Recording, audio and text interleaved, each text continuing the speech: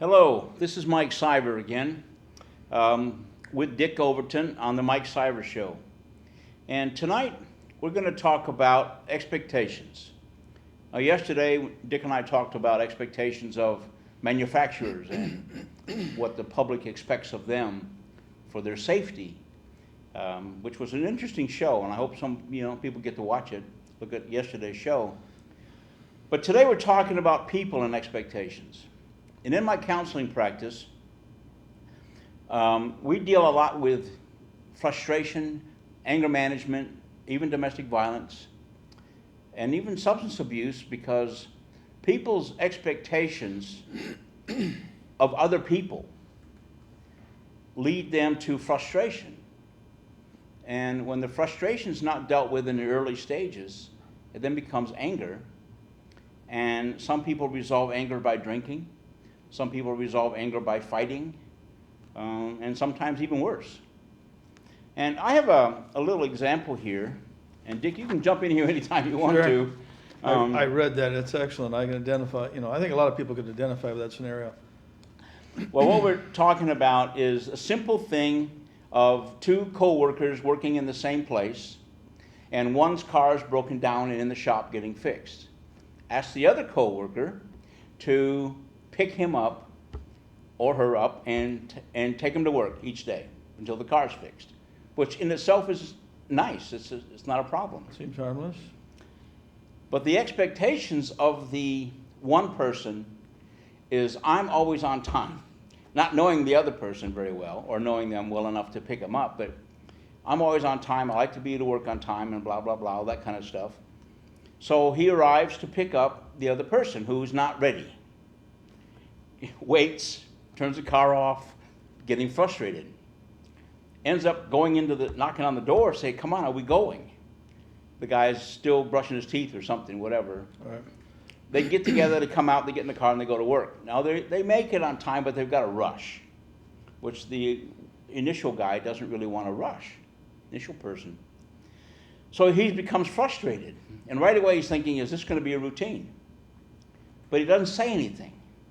This is where the whole thing falls down, because we teach people how to treat us, which is a part of this is the personal expectations that we have of other people.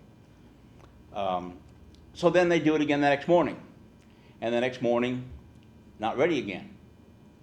Now he's getting really frustrated, and you can almost picture the scenario. And it goes on for a couple days, and finally the guy realizes, I have taught this guy that I'm going to wait. As angry as I might get, as frustrated as I get, I'm still going to wait. So he blamed the other guy in the beginning for not being punctual. It's all your fault. You're slow. You don't have a schedule. You're not routine. Don't respect my time. Don't respect my time or your time. Yep. But then he realized, in the end, it's his own fault. And I set this scenario up. I set the standard up. So I've got to change it, because I'm the one that created the problem. He's just being who he is. He's not any different than he ever has been. Right. I've got to change the situation because I created the problem.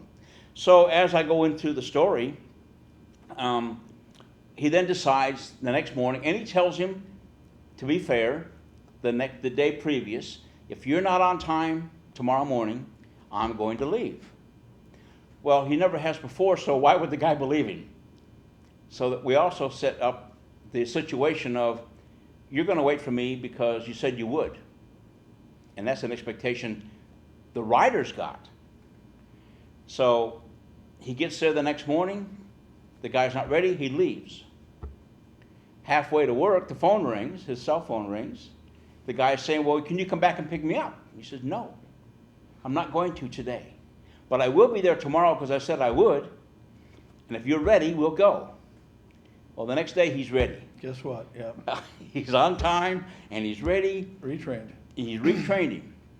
So he had to unteach the stuff he taught him, or reteach him, that I'm not going to be abused, I'm not going to be taken advantage of. I'll be here for you, and he continued to stay and pick him up, and the guy was ready each time. Now that's a scenario we go through life. You do it, I do it. I have expectations. You picked me up today to come to work, to come here to do the show. I trusted you. My expectations were that you're going to be on time because this show is going to start whether we're here or not. And for the record, I was. And for the record, you were, Yeah. and always have been. Yeah. So there's nothing to be concerned about. But how many people out there have set other people up to frustrate them? And I've written a couple books. I mean, one is here, What Role Do I Play? You ask yourself, in a situation you get into, what role do you play in that? Right. So the guy who, The old, did I bring this on myself? yeah, Yeah. you know, the guy who agreed to pick the other person up, what role did he play in allowing the guy to not change his behavior to be on time? Let me ask you, this seems like one of those things that cuts right to the core of someone's character almost, or courage.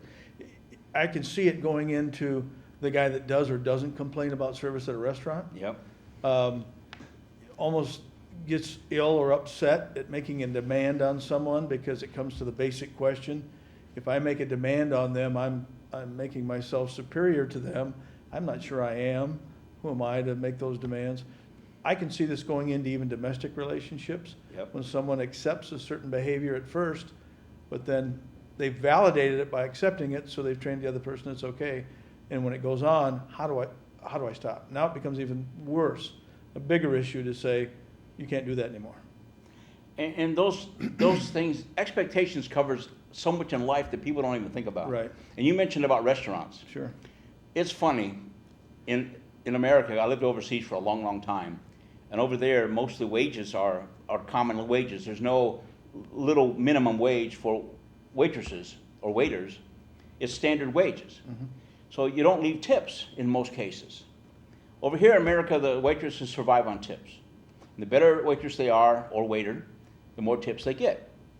And that sounds fair in itself. Sure. But I sit there sometimes, and I know you have too, you hear people complaining about the food or complaining about the service, and they still leave a tip. Mm-hmm. You're not sending a message to the waitress something's wrong. You're not sending a message to the cook that something's wrong. Right. You just complain, but you don't say anything. And is that what we've become? Is that what we do? Because the service you get depends on you're enjoying the meal. Yeah. And you're enjoying your company and your dinner that night. So expectations again. When you go into a place, and there are restaurants that I know that I go in that I don't expect good service. Yeah. And I go in for the food. If you want to, you go somewhere else, right? A couple local bars I know, they throw the food on the table in front of you. It's good food, but there's no quality service at all. It's, here you go, eat that. Oops, on microphone. I can see this particularly with raising children. Yep. That's got to be extremely powerful. I watch people that try the timeout, count to 3, that type of thing. Yep. But if that doesn't work, you've already at a very young, impressionable age taught them that they can get away with it. Yep.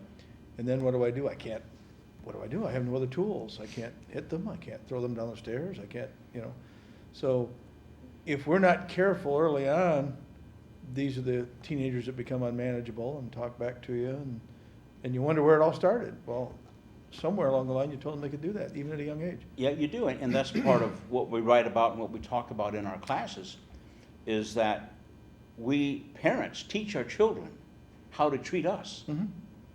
And as in the way you were describing it is so true, and it comes from a very infant age. Right. If I don't want my peas, I'm not going to eat my peas. Right. You're going to give me something else, and you do, because you want me to eat.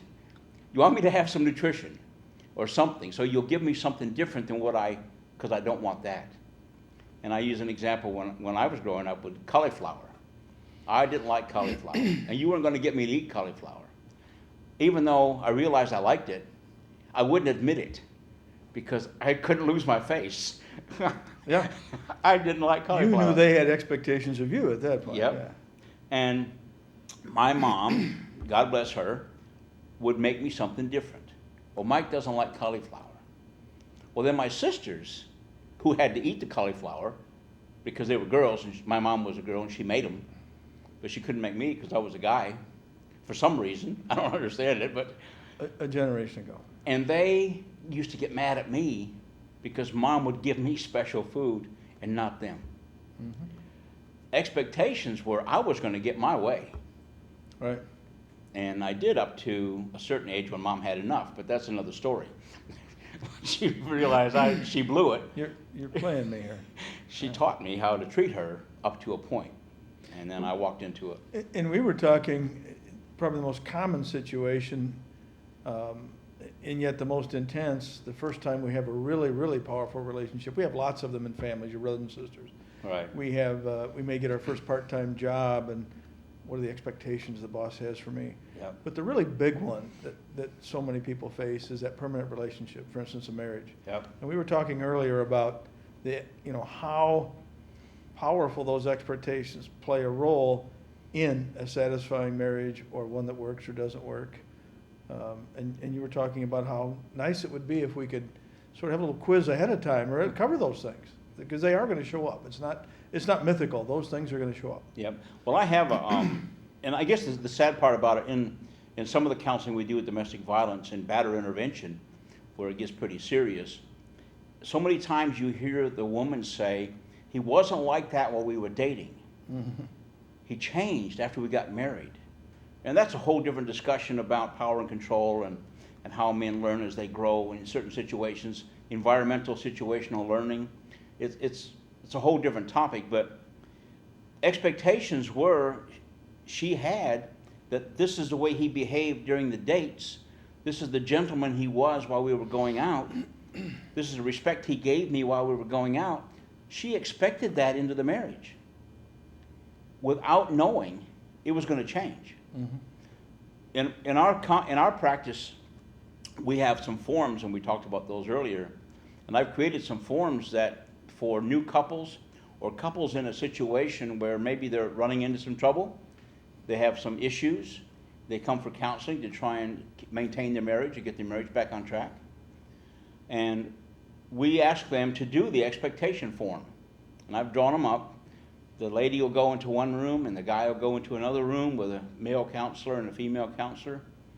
And they'll write down the expectations of their partner through different phases of their marriage. And it can be short-term, long-term, financial, socially, young children, if they have children, if they're going to have children, middle-aged children, and adult children.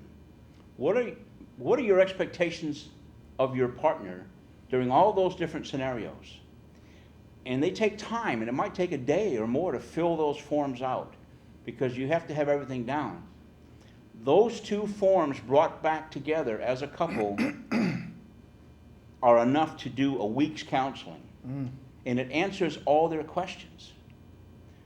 And, not regarding love, because love can destroy all that. Love comes in and allows the flexibility to give and take and compromise. Right. Conquers all. Well, love still has to be there. Right. But with the understanding that I have expectations of you. And how many couples talk about that before they get married? Not very many of them. And how many, even though the churches do, a lot of churches ask their parishioners to Right. go through counseling prior to getting married, which is great. But how many, I don't know any that, because I went through it, you went through it, when my wife and I got married, but how many go into the details Right. of what their expectations And it seems are? so obvious because those are the two things that happen. I'm disappointed. Well, what did you expect? Yeah. And that's when you got a problem. And expectations is it's out there. We all do it, but we don't think about it. People, I use an example in some of my classes about driving down the road. I consider myself a pretty good driver, so I am courteous. I try not to speed. I got a lead foot, though. My wife tells me I go too fast, but I use my blinker when I change lanes. Right. And I give enough warning that people know what I'm going to do. I expect everybody else to be the same as me, and they're not. The people who stop in front of me and turn right when I almost hit them, I get really frustrated. And I'm probably lucky that I don't get to know them very often. Right. Because I've been known and have done it where somebody turned in front of me to follow them into the parking lot and inform them that their blinker doesn't work. Ah, And I would go up to them and say, do you know, I'm letting you know for your own safety that your blinker doesn't work. Because I know you used it because you turned in front of me to go into there. And some of them get real mad. yeah, But some say, oh, I'm sorry I didn't use it. And they Yeah, apologize. yeah. I've been known to do that. And now my wife won't let me do that anymore. That's a whole different scenario. You know, this comes into play with something that I got involved with years ago. I'm a Vietnam veteran military. And one of the things that gentlemen and ladies who've been diagnosed with PTSD, post-traumatic stress disorder, Right. has a lot to do with this behavior type thing. And the one side of it that becomes, that makes the relationship abrasive is that in the very young and formative years, the method of operation that soldiers learned was extremely intense, very black and white. Yep. And they didn't even realize the difference between that nurturing, so to speak, or that growing, and what everybody else in the world was doing back home when they were still going to the theater on Saturday night and that type Yep. of thing. So they come home and assimilate into a relationship, whatever, and what they expect, and I know this from firsthand experience, is that everybody is that serious about everything, and everybody's that intense about everything, Yep. and everybody is upset when we're 5 minutes late, and I don't understand how you could do this. I went to a group counseling session once where the whole thing was about this relationship and expectations. Right. And the counselor pointed out to me, he said, I know you're not buying this too much because, he said, we talk about people that unfortunately go postal or harm a lot of other people themselves. He says those are whole different psychoses, mental situations. PTSD is just having your software altered so much that it's kind of hard to undo it, and you're forcing it on everybody else who doesn't have that software. Right. And as an illustration, he said, I can tell you, this goes along with expectations. He said, I will tell you something about you. I can almost tell you the thing that makes you the most angry and it just sets you off. And I said, what's that? He said, if you're told that you have to be somewhere at 5 o'clock, you can allot that time, even if you know you're only going to have 30 minutes to shower, change, and go.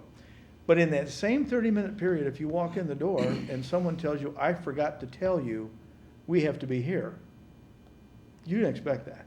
That throws you completely off. Yep. It's completely foreign. So even just the little day-to-day operations, how you expect people to inform you, to do this, to do that, if they're not operating the way you expected or desire, as you talked about earlier, it can turn in, it builds up, it turns into anger, Yep. And if you don't realize those things and work on them, it's extremely difficult to maintain a healthy relationship. Well, you're talking about the service, because I'm a veteran too. I was in submarines. Yeah. And that's a team, if there ever was a team, that's a team effort. Right. I mean, you have to have continuous communication. You have to be aware of your environment completely.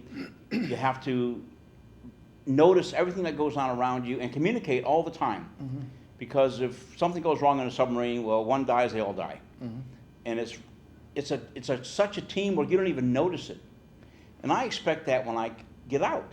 I expect the group of people I'm with to have the same commitment to them as I've got to me as I've got to them. To the task at hand, the mission, So the job. whatever it is, Yeah, it doesn't matter what it is.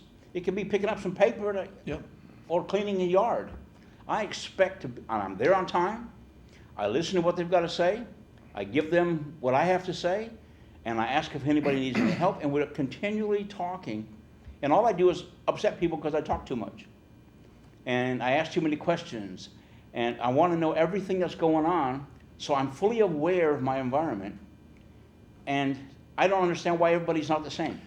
And you were taught in your military training to expect trouble if you don't Yep. do that. Yep. You can expect things to go very wrong if you don't do this. So they taught you expectations. Yep. And and that's really what it is. And since I was involved in that years and years ago, and I wasn't buying it at first. I said, I'm 25, 30 years out of the service. This can't possibly still be a part Right. of how I operate. And what was comical is that I walked into this gentleman's office and he smiled at me and says, you're not buying this too much. I said, yeah. So he said, I want you to look at me and I'm going to ask you some questions. Just look at me. And he said, where's my wastebasket? And I said, it's under your desk by your right foot. He says, is the door open or closed? I said, well, it was open a little bit when we came in, then you closed it. He says, where's my coffee cup? I said, it's on the shelf behind you. He says, where's my air conditioner? I said, it's in the window behind me. He says, I'm telling you, I could bring in X number of people, 1,000, and the only ones that could answer those questions were the people that have had the very intense environment that Right.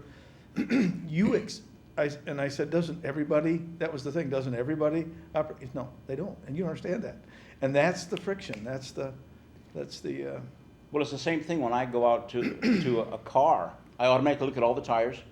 It's automatic. Mhm. And I see if one's low or not. You take everything in all at the same time. And I don't understand why everybody else doesn't do the same. That's right. So that's my expectations of other people, which, like you, we have to learn to sort of dumb down a little bit. See? I hate to say that, but That's our attitude about it, yeah. so when we talk about expectations in families and children, we don't know, or most people out there don't know, the ones I deal with, how serious expectations are. Children have serious expectations without even knowing it of their parents. They expect when they come home from school to have a snack or a food ready or something because they're tired, they're hungry. We expect them to come home and sit down and do their homework. Well, that's not what they expect. They expect totally different things, and people don't talk about that. They don't sit down and say, well, when I come home every day, I would like this or that or this or that. The mom says, no, you're not going to have that till this is done. Right. The expectations are there without the communication. And the communication is the biggest factor, that if we can communicate our expectations to the people around us and things that we do, life is so much peaceful, Sure. so much more peaceful. And with less issues that go on, how do we get that, besides like these shows and the little people that come to me are only come to me when they have issues? We need to try and get that as a topic into the community. I think too, Mike, when you've heard before, many times we've all heard that people fear public speaking worse than death. Yeah.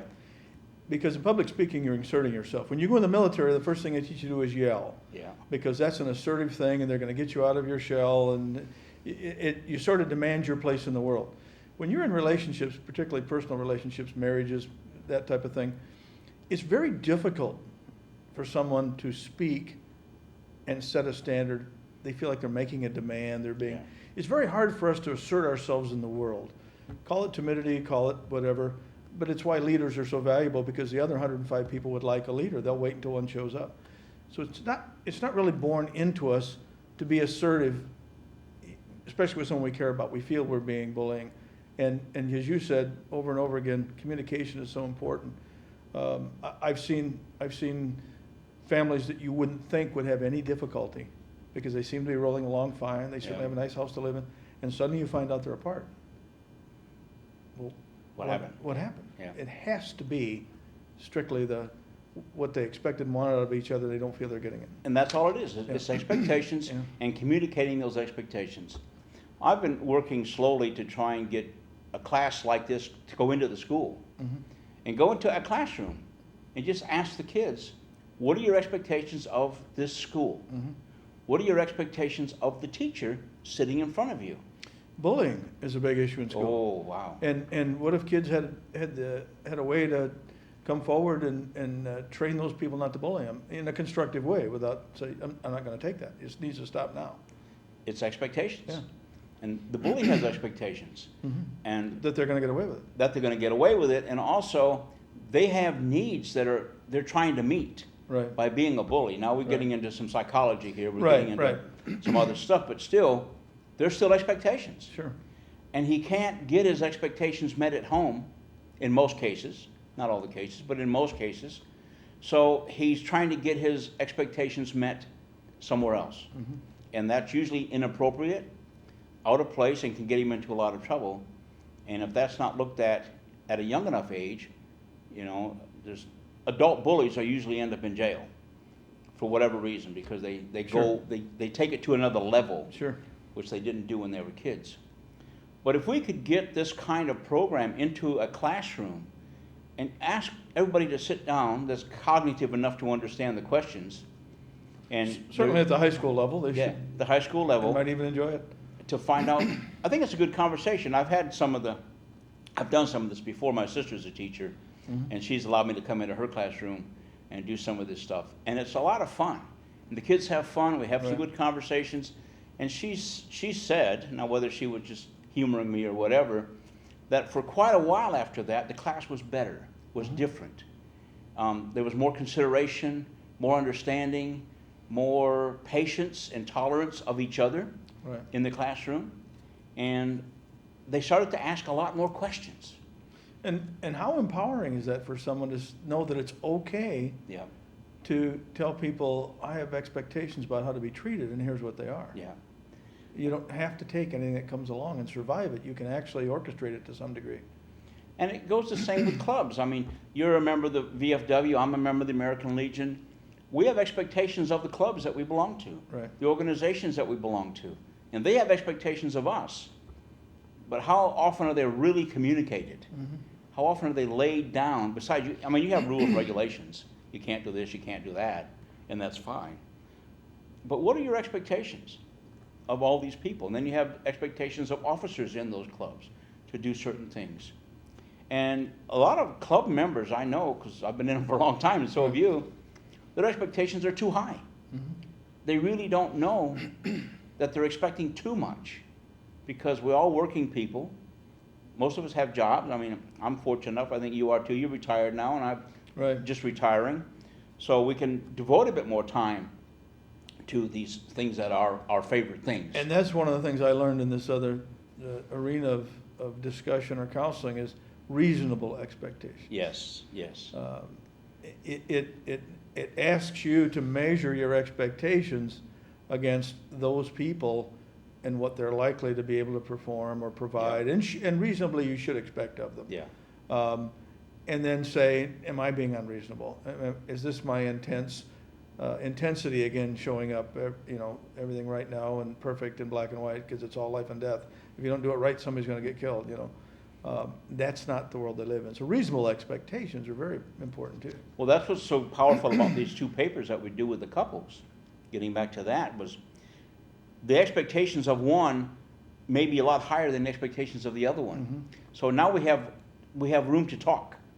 Right now we're talking about, well, I didn't know you expected that of me. When we get married, this is what you really want me to do? This is how you want me to be? I didn't think about that one. So all these little expectations start to come out, Right. and some are too high. Right. Some are just, like you said, they're very unreasonable expectations. And where does that come from? That's a whole different class if we decide to go that direction. But Right. we're talking about a couple that we're trying to unite, that want to unite, and have as longevity as possible in their relationship. Maybe it would be interesting to have somebody sort of volunteer for that exercise here and let people see how it works. Here we go, of a young couple out there that Yeah. want to get together and are interested in getting married or talking about getting married. We offer you a free counseling advice on expectations of each other's relationships on this show, and we'll talk about it. Yeah. It's good. You have to be a little brave, but we'll look forward to helping you. Sort of the newlywed game and a little different. Well, we're almost out of time here now, and I've enjoyed this conversation. This Yeah. one went fast. So anybody that has any expectations of us that would like to contact us, the phone number and information will be on the screen. Please contact us and come on the show and talk about some of the stuff that we talk about. We'd love to have you. With that, we say good night. Thank you very much.